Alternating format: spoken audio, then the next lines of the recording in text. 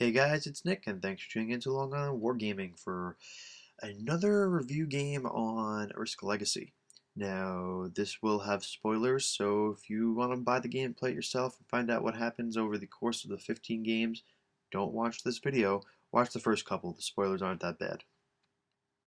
So for the four of us, myself, Rich, John, and Kyle, pretty standard deployment. We went in the same areas. I'm down in Asia, John in Africa, Kyle in well, it looks like Northern America, and Rich was down in South America. So I kind of luck out being so far away, and they're all concentrated up here, so there's already some buildup in Brazil and Africa. We removed a scar card thing that wasn't really supposed to be in Africa. That was supposed to be the information thing. We thought it was supposed to be placed as a scar, so Africa isn't as fortified as we thought it was going to be.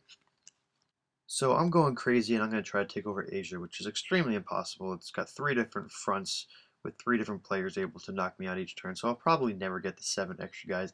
But there are a handful of cities in here which will yield extra guys as I go to reinforce at the beginning of my turn. So John is beginning to turtle up in Africa. This game, his goal is just to open a pack of cards that alter the game. He wants to be able to place 30 guys in one turn and still have a missile. A missile is something that you get if you win a game. You get it every game in or out, but it allows you to turn one dice roll into a 6.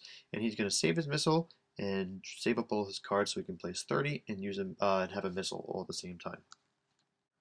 Strong borders are being built up here in Africa and Brazil. Board is filling out. I've got all of Asia, but I'm going to end up having a territory taken each turn in and out, so I never really control it. Europe is still a little tough to control. As you see, there's 2 scar cards with ammo shortage, so the Ukraine is absolutely impossible to keep under control. John continues to turtle. There's more borders built up, and Kyle's just slowly getting pushed out of North America as Rich kind of takes over the area. And in Ural, you can see one guy is preventing me from getting my 7. Rich drops even more tanks, and there's some in Alaska too, so he's probably going to be pounding into Asia.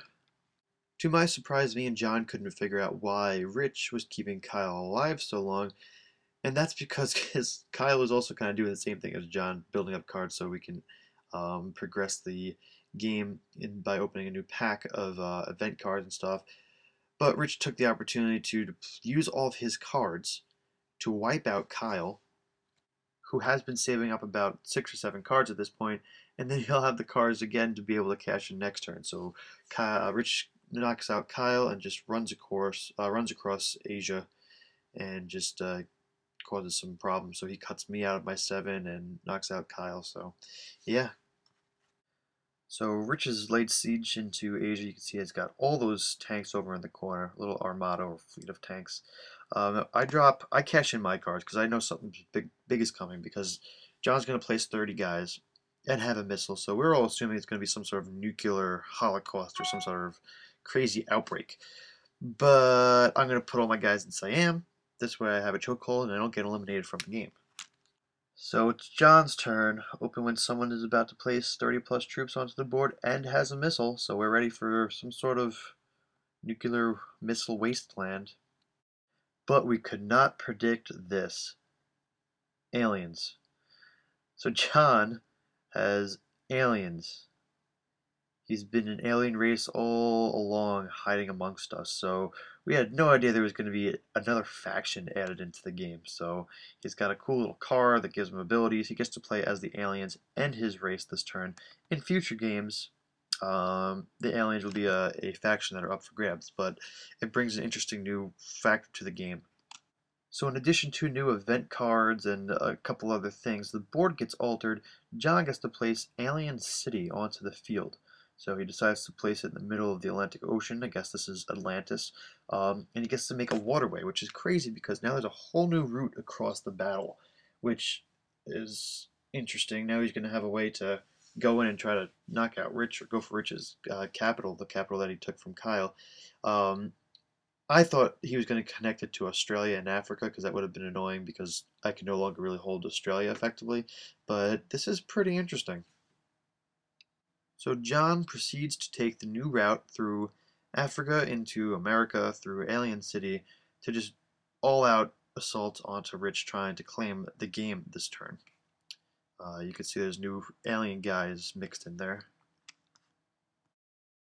And you can see it's quite the slaughter. There's a bunker in America and Central America, so it's kind of tough for John to take over them, but he spreads Rich's forces pretty thin. There's only 2 tanks left. There were like, I don't know, 10 or 15 there before the turn. So the game really changes here for Rich. I mean, he had no idea that that pathway was going to be available, so he's completely caught off guard. All of his troops are stuck in random places.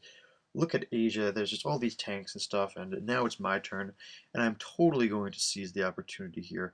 I'm going to use my special ability and Fortify before the game, and bring all my troops in Siam into Ural, so I can combine my forces, and make a mad dash through Europe into Africa, and then from Africa, split up my troops to go through South America and North America through the new water route, and try to claim the 2 capitals, Kyle's old capital, Rich's capital, and then I just got John's capital here in Africa. So if I can get all 4 capitals, I win the game.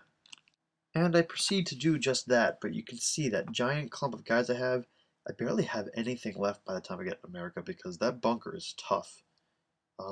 It really makes it really hard to claim a territory when the bunker's there. So, but I get to claim the victory, and this is the second time I get to open a pack. So I get to sign the board. So I get to open a pack whenever one person gets to sign the board.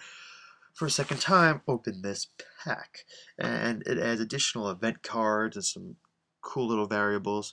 And there's also now, because there's all empty spots on people's cards, now you can actually put a detriment on somebody's card if you want to do that. Um, that'll be a new scar card, so you can get that, which is interesting. Some things are pretty annoying for people to get. But yeah, so another big thing is I can now create a new waterway. That's another event card or scar card where you can create another waterway through the map. So that's really interesting, opening up new avenues of travel, which makes each territory a little bit different to defend. So hope you guys enjoyed, and thanks for watching, and stay tuned for some more as I'll put them up as we play. Thanks.